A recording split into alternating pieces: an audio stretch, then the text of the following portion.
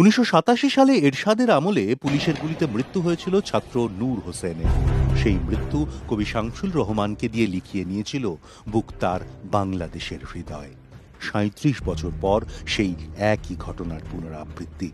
আবু সাঈদের মৃত্যু আবারও মনে করিয়ে দিল, শহরে টহলদার ঝাঁক ঝাঁক বন্দুকের সীসা আবু সাঈদের বুক নয়, যেন বাংলাদেশের হৃদয়।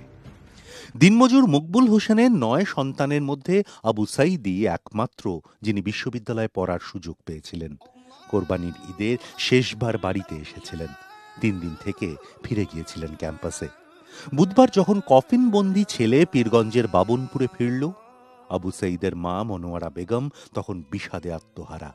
বানভাসী চোখে তখন সন্তান হারানোর যন্ত্রণা, আর্তনাদ, মোর হাসিনা মোর ছেলক মারি ফালালি।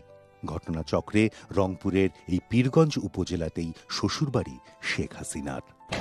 পুলিশের গুলিতে সাঈদের এই মৃত্যুতে প্রশ্নের মুখে মানবাধিকার। গুলি না চালিয়েও কি আন্দোলনকারী শিক্ষার্থীদের নিবৃত্ত করা যেত না? কি বলছে পুলিশ? বাংলাদেশের